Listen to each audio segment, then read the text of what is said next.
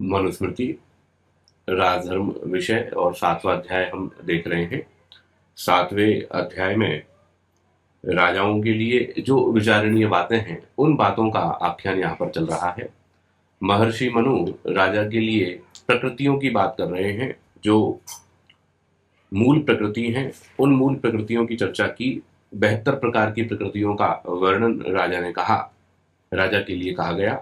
72 प्रकार की बातें हैं जिन पर उसको विचार करना है। अब आगे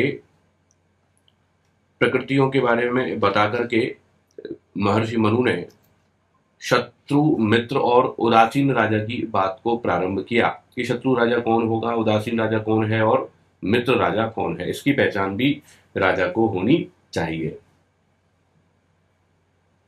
और फिर अंत में महर्षि मनु ने कहा कि ये जितने भी हैं, चाहे कोई मित्र है, चाहे शत्रु है, चाहे उदासीन है, तो चाहे तो साम दान दंड भेद इन चारों उपायों से इनको वश में करे, और भले ही एक एक उपाय से वश में करे तो कैसे भी करे, चाहे एक साथ इन चारों का प्रयोग करे, चाहे 2 का प्रयोग करे, 3 का प्रयोग करे, एक एक का प्रयोग करे। कुल मिलाकर की बात यह है कि जो ध्येय है उस ध्येय की सिद्धि होनी चाहिए।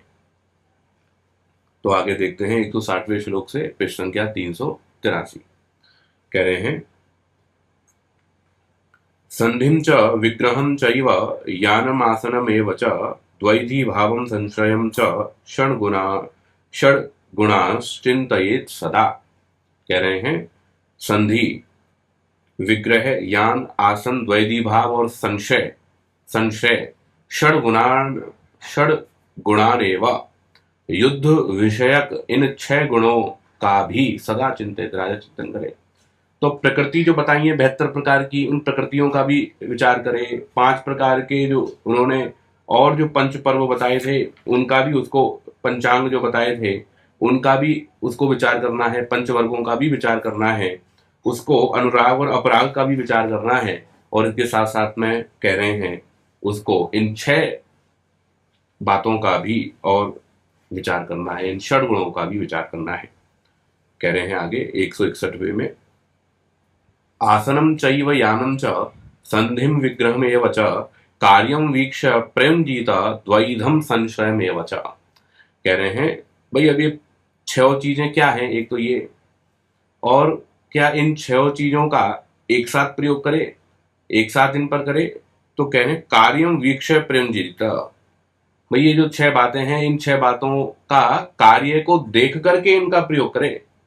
ये जो 6 चीजें हैं कैसे कैसे हैं, तो कह रहे हैं पहला है आसन। आसन क्या है, हमें दिखाई दे रहा है कि अभी हमारे अंदर सामर्थ्य कम है, शत्रु ज्यादा बलवान है, तो भाई अभी तो अभी लड़ाई मोल नहीं ली जाए, अभी तो बस बैठे रहा जाए।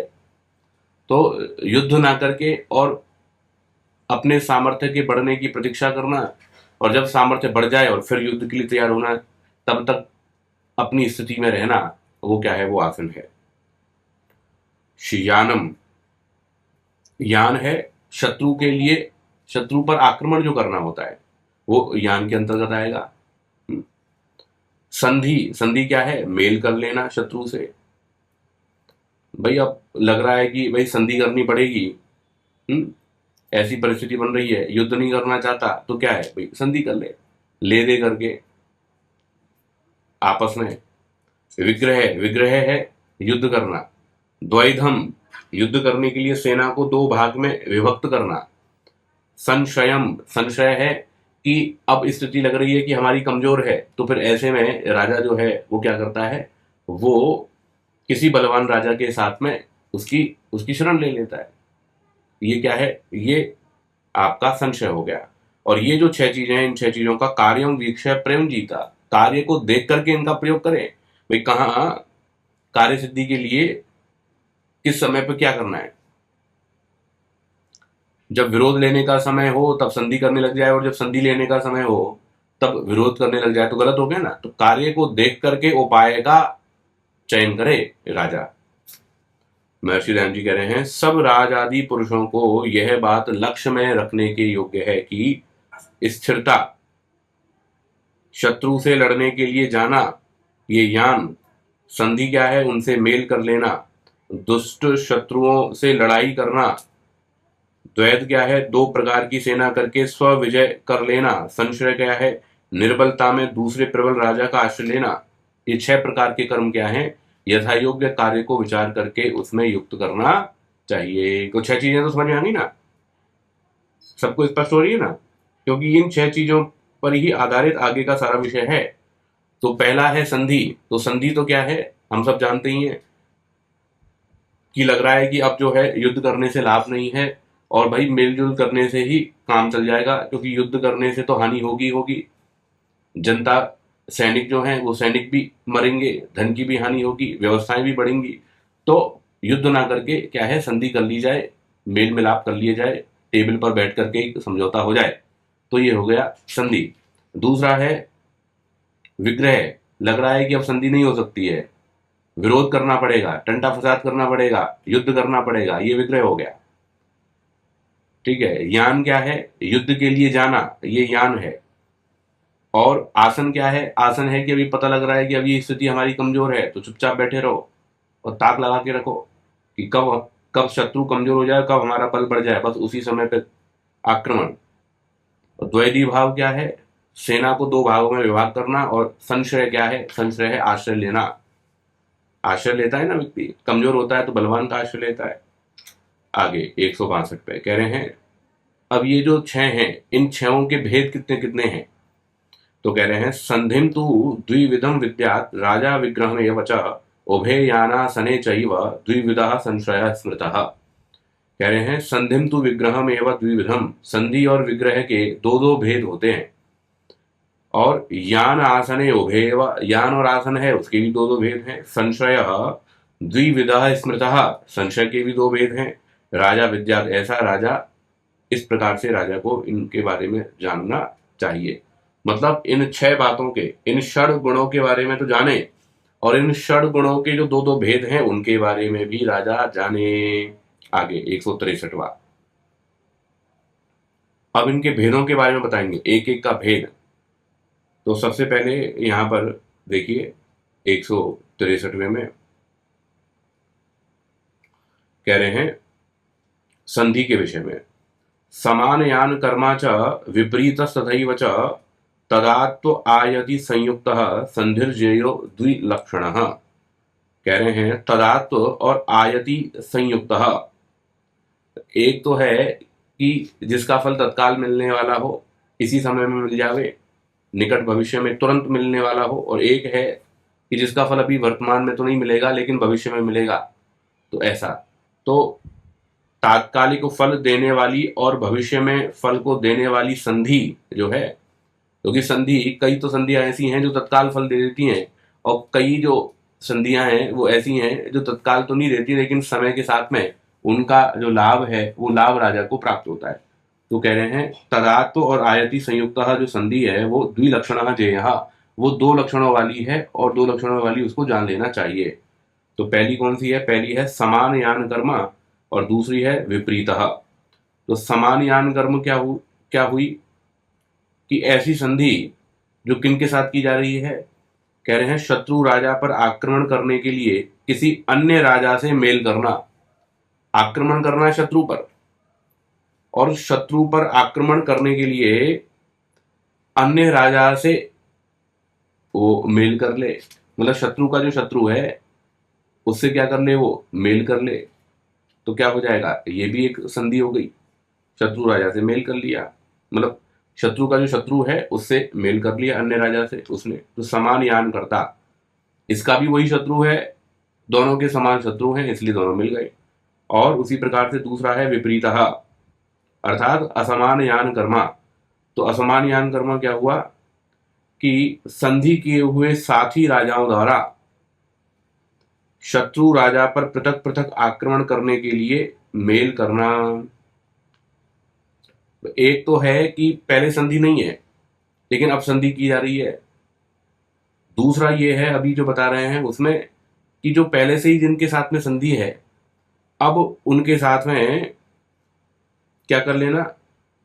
मेल कर लेना। क्यों? क्योंकि उस शत्रु राजा से अब लड़ाई करनी है, अथवा शत्रु राजा पर आक्रमण न करके उससे कोई समझौता कर लेना, या फिर शत्रु राजा से ही जिससे लड़ाई होने वाली है उसी से ही समझौता कर लिया, ये भी क्या हो गई, ये भी संधि हो गई। तो ये दो प्रकार की संधि यहां पर कह रहे हैं। यह अपनी बल स्थिति को देखकर उचित समय तक होता है। कब तक करनी है, कब तक नहीं करनी है, ये सारी स्थितियां किस पर निर्भर करेंगी, ये सारी स्थितियां निर्भर करेंगी कि हमारी स्थिति क्या है, हमारा सामर्थ्य क्या है। तो दो प्रकार की संधि हुई। एक तो संधि हुई कि जो अपने सीधे शत्रु राजा से ही संधि कर ली, ठीक है, और दूसरी संधि ये हुई कि जो शत्रु का जो शत्रु है तो वो क्या हो गया, वो हमारा मित्र हो गया।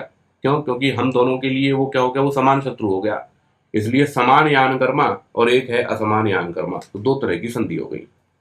और इन संधियों से वर्तमान में भी लाभ मिलता है और भविष्य में भी लाभ मिलता है। आगे 164वां कह रहे हैं, विग्रह के भेद बता रहे हैं। स्वयं कृतश्च कार्यार्थम अकाले काल एव वा मित्रस्य चैवापकृते द्विविधो विग्रह स्मृतः। कह रहे हैं विग्रह द्विविधः स्मृतः, विग्रह भी दो ही प्रकार का जाना गया है। पहला तो है कार्यार्थम विग्रह, कार्यार्थम अर्थात कार्यार्थम स्वयं कृतः, तो कार्य की सिद्धि के लिए, या फिर यूं कहें कि किसी राजा से स्वयं किया हुआ विग्रह। भाई कोई कार्य का सिद्धि करनी है, कोई प्रयोजन की सिद्धि करनी है, तो राजा ने स्वयं बिगुल बजा दिया, विग्रह ले लिया, विरोध ले लिया। एक तो ये है। दूसरा क्या है? दूसरा है मित्र से अपकृते, मित्र के लिए, कि कोई राजा है वो अपने मित्र पर आक्रमण कर रहा है। अब ऐसे में मित्र पर आक्रमण कर रहा है तो ये क्या हो गया, फिर उस मित्र राजा की सहयोग करने के लिए जो आक्रमण करना है, ये क्या हो गया, ये दूसरे प्रकार का हो गया। और ये जो है ये दो प्रकार से होगा, काले अकाले एवा, जो युद्ध का समय निश्चित किया गया उस काल में, या फिर किसी भी अनिश्चित काल में, इस तरह से। तो ये दो प्रकार का मुख्य रूप से विक्रय हुआ। एक तो जो युद्ध है, एक तो जो विरोध है, वो विरोध अपने प्रयोजन की सिद्धि के लिए है, अपना प्रयोजन पूरा करना है, इसलिए सामने वाले से विरोध करना है, इसलिए सामने वाले से झगड़ा करना है, इसलिए उससे युद्ध करना है। और दूसरा ये हुआ, अपना तो प्रयोजन नहीं है लेकिन हमारा मित्र है, उस मित्र का विरोध चल रहा है उससे, तो उसका सहयोग करना है, तो इसलिए विरोध ले लिया। तो ये दो प्रकार से हुए। 165 कह रहे हैं, एकाकिनश्चात्ययिके कार्ये प्राप्ते यदृच्छया संगतस्य च मित्रेण द्विविधम यानम उच्यते। कह रहे हैं आत्ययिके कार्य प्राप्ते, तो युद्ध की यान जो है, यान कहते हैं, यान है युद्ध के लिए जाना, तो युद्ध के लिए जाने के दो स्थितियां हैं, दो भेद हैं यान के। क्या? एक तो है कि युद्ध की अपरिहार्य स्थिति उत्पन्न हो जाए कि अब युद्ध टाला ही नहीं जा सकता, तब युद्ध के लिए जाना पड़ेगा, अब तो जाना ही पड़ेगा, अब तो टाला नहीं जा सकता। तो युद्ध की जब अपरिहार्य स्थिति हो जाए तब युद्ध के लिए जाना ही पड़े, ये पहली स्थिति है। दूसरा है यदृच्छया, अथवा युद्ध करने की अपनी इच्छा हो जाए, और ऐसे में एकांकिनः मित्रेण संगतस्य, या तो वो अकेला जावेगा या फिर अपने मित्र राजाओं के साथ में लेकर के, और फिर वो युद्ध के लिए चढ़ाई करेगा। तो ये द्विविधम यानम उच्यते, तो ये दो प्रकार का यान कहा है।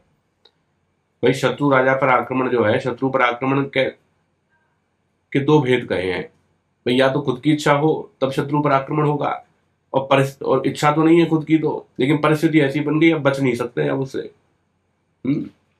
अब अपरिहार्य हो गया है, अब तो युद्ध लड़ना ही पड़ेगा। तो ये क्या हो गई, दूसरी स्थिति हो गई यान की।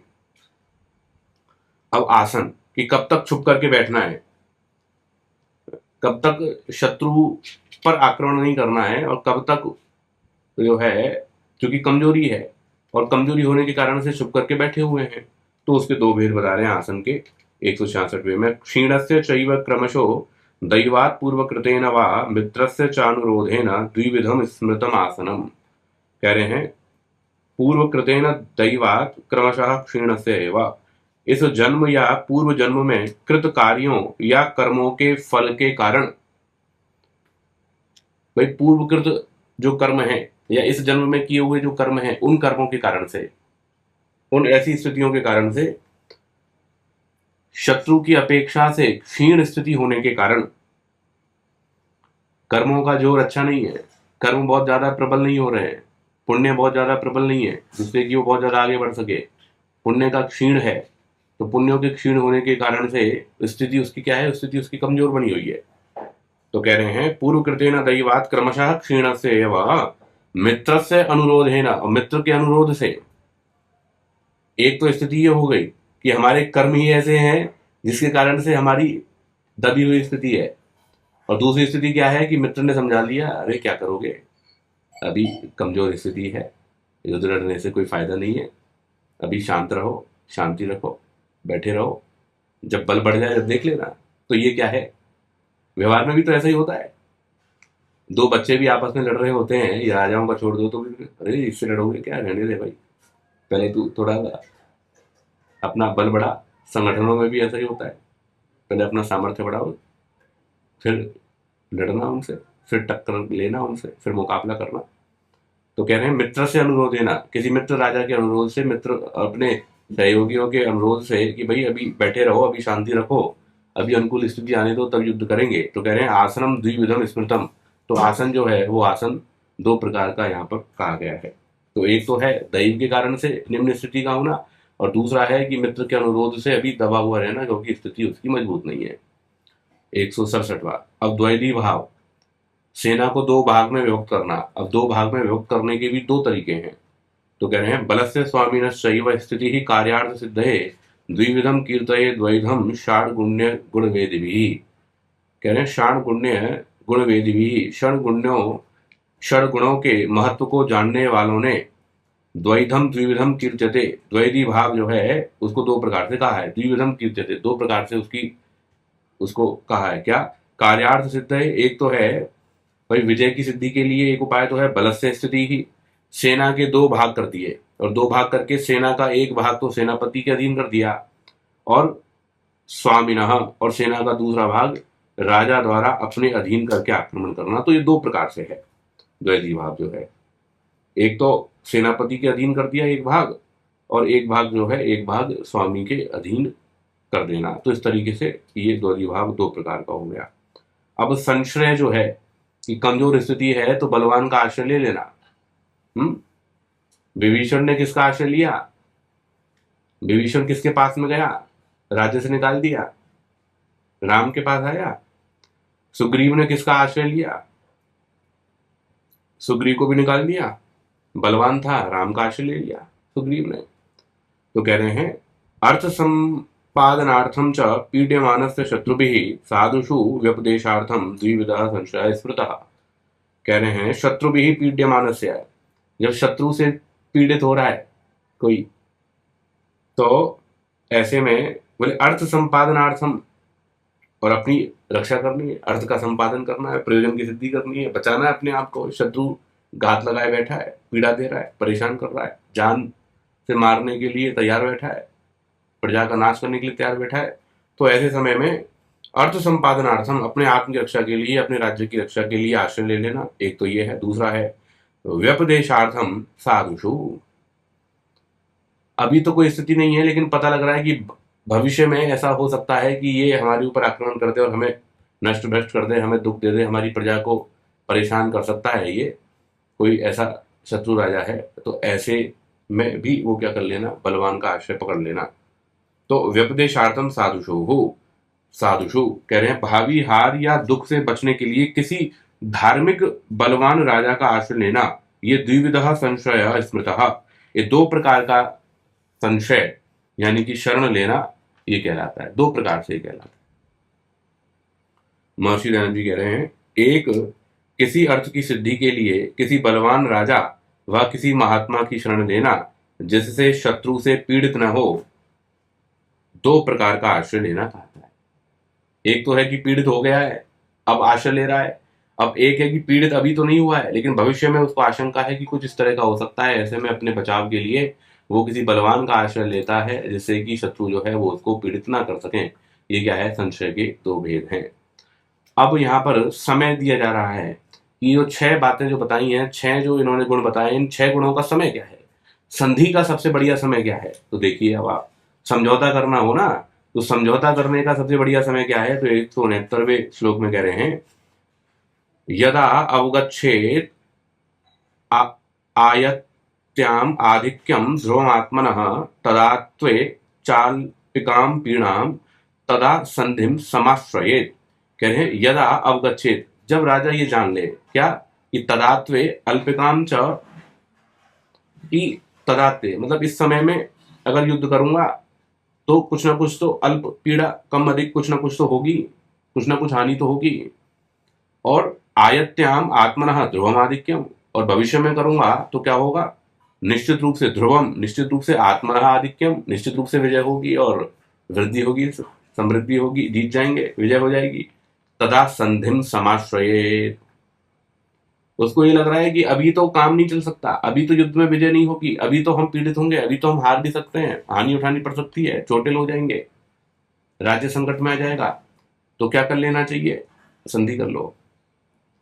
या फिर उसको ये लग रहा है अभी तो दिक्कत होगी लेकिन भविष्य में हम मुकाबला कर सकते हैं, तो अभी तो संधि कर लो, बाद में देखा जाएगा। ये देखो राजनीति, देख रहे हैं ना आप, मतलब अभी तो संधि कर लेगा वो, और अभी संधि करके अभी तो मित्रता का हाथ बढ़ा देगा, अभी तो इस तरह से कि जैसे भाई कुछ है ही नहीं, और बाद में फिर समय देख करके फिर युद्ध के लिए तैयार हो जाएगा। ये क्या है, ये संधि का समय कहला रहा है, कहा जा रहा है। यदा अवगच्छेत तदा त्वे अल्पिकाम पीड़ाम आयत्याम आत्मनः ध्रुवमाधिक्यम तदा संधिम समाश्रयेत। स्पष्ट हो रही है ना बात, ये संधि कब कर ले आगे। अब युद्ध करने का ठीक समय क्या है, तो 170वें में कह रहे हैं यदा प्रभृष्टा मन्येत सर्वास्तु प्रकृतिर्भृशम अत्युच्छिदम तथात्मानम तदा कुरुवीत विग्रहम। कह रहे हैं यदा सर्वाह प्रकृति ही, जब सारी प्रकृतियां, कौन कौन सी प्रकृति, जब उसके मंत्री, उसके अमात्य, उसकी प्रजा, सेना आदि सब सारे, बोले भृशम प्रहिष्टाहा, बोले अत्यधिक रूप से प्रहृष्टाहा, जब प्रसन्न हो, आनंद में हो, और अत्युच्छ्रितम और उन्नतशील और उत्साहित हो, जब जाने मन्यता, जब ऐसा जाने कि प्रजा इस तरह की स्थिति में है, खूब समृद्धि है, खूब बड़ी हुई है, खूब प्रसन्न है, उत्साहित है, जोश है, तो ऐसे में आत्मानम तथा विग्रहम कुर्वीता, और अपने आप को भी ऐसा ही समझे, आत्मानम मन्यता, अपने में भी ऐसा ही जाने, भाई प्रजा तो खुश है, राजा प्रजा तो खुश है, मंत्री खुश हैं, सेना खुश है, लेकिन राजा जो है वो, राजा के अंदर प्रसन्नता नहीं है, या राजा के अंदर प्रसन्नता है लेकिन सेना के अंदर, मंत्रियों के अंदर, प्रजा के अंदर प्रसन्नता नहीं है। तो दोनों का ध्यान रखे, अपना भी और दूसरों का भी।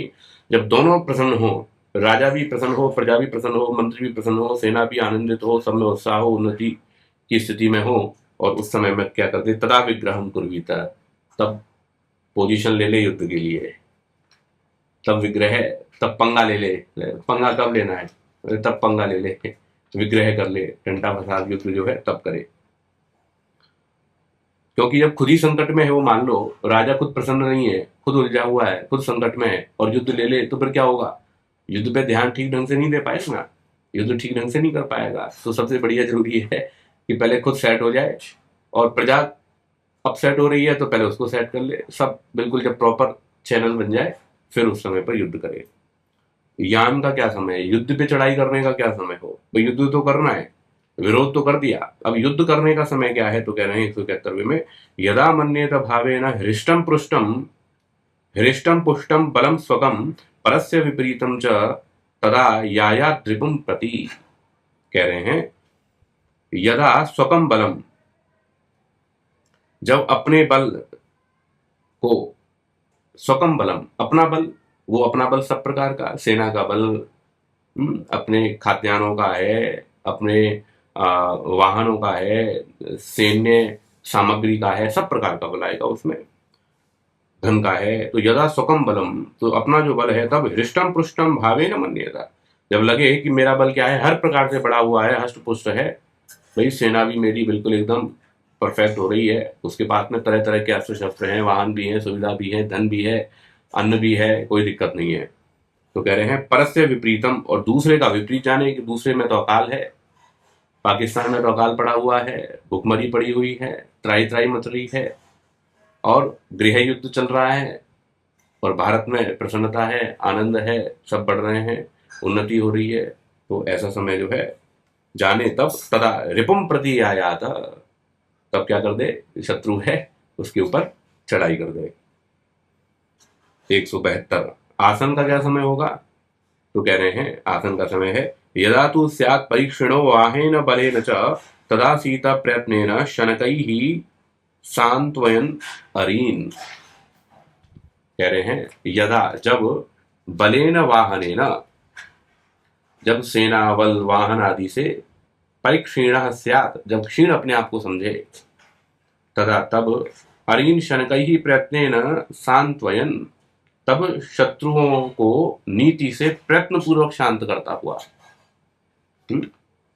आसन का समय कह रहे हैं, आसन क्या है, आसन है अपना बल कम है और ऐसे समय में फिर आक्रमण के लिए आगे ना बढ़े, तब फिर शांत बैठा रहे, मौके की तलाश देखे, जब अच्छा मौका मिले अपने आप को बलवान समझे, शत्रु को कम समझे, उस समय पर आक्रमण करे। तो आसन का समय क्या है, कह रहे हैं जब सेना बल वाहन आदि से अपने आप को क्षीण समझे, कमजोर समझे और शत्रु को मजबूत समझे, तो क्या करे, अरीन शनक ही प्रयत्न सांत्वयन तब जो शत्रु हैं उन शत्रुओं को प्रयत्न पूर्वक नीति से उसको छींटे डालता रहे, शांत करता रहे उसको कि वो आक्रमण ना करे, उकसाए नहीं। और ऐसा करता हुआ आसीता अपने यहाँ शांति से बैठे और अपनी ताकत बढ़ाए। 173 कह रहे हैं मन्नेत अरिम यदा राजा सर्वथा बलवत्तरम तदा द्विधा बलम कृत्वा साधयेत् कार्यमात्मनः। कह रहे हैं यदा राजा अरिम सर्वथा बलवत्तरम मन्येता, जब राजा शत्रु को, भाई द्वैधी भाव, सेना को दो भागों में विभक्त करना, तो उसका समय क्या है, तो कह रहे हैं जब राजा अरिम सर्वथा बलवत्तरम मन्येता, जब शत्रु को कैसा माने, बहुत बलवान माने, बलवान है वो और उसी तरह से मान रहा है, तथा तब द्विधा बलम कृत्वा दो प्रकार से बल को करके, बांट करके अपने बल को दो भागों में विभक्त करके आत्मनः कार्यम साधयेत् अपने कार्य को सिद्ध करे। क्यों, क्योंकि दो भागों में सेना को विभाग कर दिया, तो अब शत्रु को भी तो दो भागों में विभाग करके अपनी शक्ति को बांट करके युद्ध करना पड़ेगा। तो ये क्या है, जब शत्रु को विशेष प्रकार से जब वहां पर बलवान माने, तो उस ऐसे समय में फिर इस प्रकार का द्वैधी भाव का समय निश्चित जाने। आगे 174वां कह रहे हैं अब संशय का क्या समय होगा, बलवान का आश्रय लेने का क्या समय होगा, तो कह रहे हैं यदा पर बलानाम तु गमनीयतमो भवेत् तदा तु संशयेत् क्षिप्रम धार्मिकम वलिनम नृपम। कह रहे हैं यदा जब राजा पर बलानाम तु गमनीयतमः भवेत्, जब उसको लग जाए कि दूसरे का बल ऐसा है कि मुझे बंधक बना लेगा, ये मैं इससे पराजित होकर के वश में हो जाऊंगा, पर बलानाम दूसरों के बल के, गमनीयतमः मैं इसको प्राप्त हो जाऊंगा, दूसरों के बल के अधीन हो जाऊंगा, ऐसी स्थिति जब उसको लगे, तदातु तब धार्मिकम बलिनम नृपम, जो धार्मिक बलवान जो राजा हो, क्षिप्रम संशय जल्दी ही उसके आश्रय पर चला जाए, विलंब ना करे, कहीं विलंब कर दिया, दूसरे ने आक्रमण कर दिया, खेल खत्म, ऐसा नहीं हो। दूसरे के आक्रमण करने से पहले ही और लगने लगे कि ये मुझे पराजित करके और मुझे धूल में मिला देगा, तो उससे पहले ही जो बलवान और धार्मिक जो राजा है उसकी शरण में चला जाए। अब संकट तो वहां पर भी है, जिस बलवान की शरण में गए और उसने हमें ही दबोच लिया, शरण में जाने वाले को ही दबोच लिया, बोले अब तेरे राज्य पर मैं ही अधिकार कर लेता हूं, तू हट साइड में। तो कह रहे हैं 176वें में यदि तत्रापि संपश्येत् दोषम संशय कारितम सुयुद्धमेव तत्रापि निर्विशंकः समाचरेत्। तो कह रहे हैं यदि तत्रापि संशय कारितम दोषम संपश्येत्, यदि ऐसा है कि वो जिसने आश्रय दिया है उसके आश्रय में यदि राजा दोष देख ले, ये तो इसकी मंशा खराब हो गई, अब तो ये हमारी राज्य पर धावा बोलने की सोच रहा है, हमें ही वश में करने की सोच रहा है, हमारी राज्य को अधिकृत करने की सोच रहा है, तो यदि हड़पने की सोच रहा है, यदि ऐसी मानसिकता उस राजा की पता लग जाए, तो कह रहे हैं तत्रापि निर्विशंकः, अब उसमें शंका ना रखे, निशंक होकर के सुयुद्धमेव समाचरेत्, फिर युद्ध कर ले उससे, अब डरे नहीं, ये तो मुझसे बलवान है, मैं तो इसी का आश्रय ले रहा हूं, मैंने तो इसका आश्रय ले लिया और अब क्या है, अब तो ये तो हमारे ही राज्य पर अधिकार करने की बात सोच रहा है, अब क्या किया जाए, तो बोले युद्ध कर लो इससे, दो दो हाथ करो अब इससे। अब डरो नहीं, निशंक होकर के उसके साथ में युद्ध कर लेना चाहिए। कह रहे हैं सर्वोपायैस्तथा कुर्यात् नीतिज्ञः पृथ्वीपतिः यथा यथास्य अभ्यधिका न स्युर्मित्र उदासीन शत्रवः। बहुत बड़ी बात कह रहे हैं, अच्छी बात कह रहे हैं नीतिज्ञः पृथ्वीपति ही, और जो पृथ्वी का स्वामी है, जो राजा है, जो कैसा है, नीतिज्ञ है, नीति को जानने वाला जो राजा है, वो यथा जिस प्रकार से अस्य मित्र उदासीन शत्रवः, मित्र उदासीन और शत्रु राजा अधिकाः न स्युः, अधिक ना हो, तथा सर्व उपाय ही कुर्यात्, वैसा उपाय करे। देखो कैसी बात कर रहे हैं, कितनी अच्छी बात कर रहे हैं। राजा के लिए कह रहे हैं कि नीतिज्ञ जो राजा है, वो राजा सब प्रकार के उपायों का प्रयोग करे, और सब प्रकार के उपायों का प्रयोग किस बात के लिए करे कि जो शत्रु हैं, उदासीन हैं, ये सब अधिक ना बढ़े, शत्रुओं की संख्या अधिक ना हो, उदासीनों की संख्या अधिक ना हो, तो इस तरह का उपाय वो करता रहे, सब प्रकार से उपाय करे जिससे कि ये परिस्थितियां ना बने, शत्रु ज्यादा ना बन पाए। 178वें श्लोक में कह रहे हैं आयतिम सर्व कार्याणाम तदात्वं च विचारयेत अतीतानाम च सर्वेषाम गुण दोषौ च तत्वतः। कह रहे हैं राजा सर्व कार्याणाम तदात्वं च आयतिम, ये दो श्लोक बहुत ही महत्वपूर्ण है, और ये श्लोक केवल राजा के लिए नहीं है, ये हर सब के लिए है, ये सब मनुष्यों के लिए ये बात है। जो कोई भी नेतृत्व करता है, कहीं कोई भी किसी कार्य को जिसने प्रारंभ कर रखा है, संगठन में है, परिवार में है, कोई भी दायित्व में है, नौकरी में है, व्यापार में है, कहीं पर भी है, उस व्यक्ति के लिए इन दो श्लोकों की नीति पर चलना बहुत ही आवश्यक है। तो क्या कह रहे हैं आयतिम सर्व कार्याणाम तदात्वं च विचारयेत अतीतानाम च सर्वेषाम गुण दोषौ च तत्वतः। कह रहे हैं सर्व कार्याणाम तदात्वं च आयतिम, भाई जितने भी कार्य हैं, उसकी जितनी भी योजनाएं हैं, उन योजनाओं का, ऐसी योजनाएं जो उसके वर्तमान के लिए हैं, और ऐसी योजनाएं जो आयतिम, जो उसके भविष्य के लिए हैं। सबकी योजना रहती है वर्तमान की और भविष्य की, और सर्वेशाम अतीतानाम, और ऐसे कार्य जो उसने अतीत में किए हैं। तो भविष्य में किए जाने वाले कार्य, वर्तमान में कर रहे कार्य, और अतीत में जिन कार्यों को कर चुका है वो व्यक्ति, वो राजा, तो उसके लिए कह रहे हैं वो राजा क्या करे, गुण दोषौ, उन सब कार्यों के गुण और दोषों पर तत्वतः विचार करे। देखो कितनी बड़ी बात कह रहे हैं, अर्थात व्यक्ति जिन योजनाओं को लागू कर चुका है, क्रियान्वित कर चुका है, अब उसमें क्या दोष रहे, क्या गुण रहे, उसको पॉइंट आउट करे।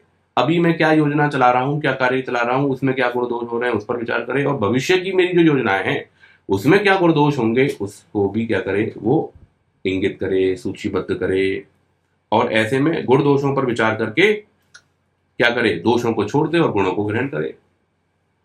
जो कमियां रही उनको दूर करे, और जो अच्छाई रही उनको और बढ़ाने का प्रयास करे, और स्वयं के अंदर कोई गुण दोष है जिसके कारण से वहां कमी आई है, तो उन दोषों को भी हटाए और गुणों को ग्रहण करे।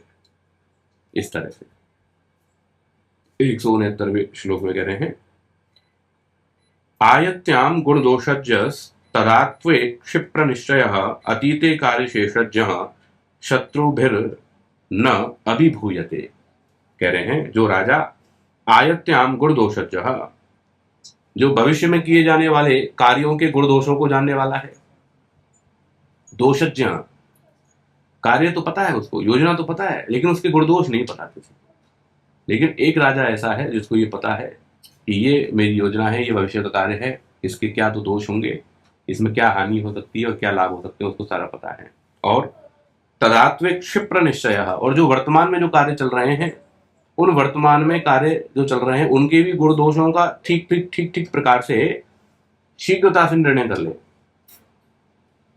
अब जब करते हुए में ज्यादा विलंब लगेगा तो वो तो हो ही जाएगा ना इतने में, तो शीघ्रता से निश्चय करके जो कार्य चल रहा है उसके गुण दोषों पर विचार करके तदनुकूल आचरण कर ले। और अतीते कार्य शेषज्ञ, और अतीत में जो कार्य हुए हैं उनमें क्या शेष रह गया है उसको भी वो जानने वाला हो है। तो तीनों के ही गुण दोषों को राजा जानने वाला होना चाहिए। और उस प्रकार से तदनुकूल आचरण करने वाला राजा हो। तो क्या होगा, ऐसा जो राजा होगा तो शत्रु भी न अभिभूयते, वो फिर शत्रुओं के द्वारा पराजित नहीं होगा। शत्रु उसको पराजित नहीं कर सकते। क्यों? क्योंकि उसकी जो वर्तमान की योजना है उनका निर्णय शीघ्रता से लेता है। भूतकाल के कार्य जो वो कर चुका है उन कार्यों के भी हानि लाभ उसके सामने है और शेष रह गए हैं तो उनको करने वाला है। और जो भविष्य के कार्य हैं उन भविष्य के कार्यों को भी बिल्कुल अच्छी प्रकार से करने वाला है, उसके गुण दोषों को भी ठीक प्रकार से जानने वाला है। तो महर्षि मनु अब कह रहे हैं इस पूरे विषय को समेटते हुए 180वें श्लोक में, यथैनम न अभिसंदध्युः मित्र उदासीन शत्रवः तथा सर्वं संविदध्यात् एष सामासिको नयः। बोले ये नया है, ये राजनीति है। तो क्या राजनीति है? यथा एनम, जिस प्रकार से भी राजा को मित्र उदासीन शत्रवः, मित्र उदासीन और शत्रु न अभिसंदध्युः, वश में करके अन्यथा कार्य न कर पाए।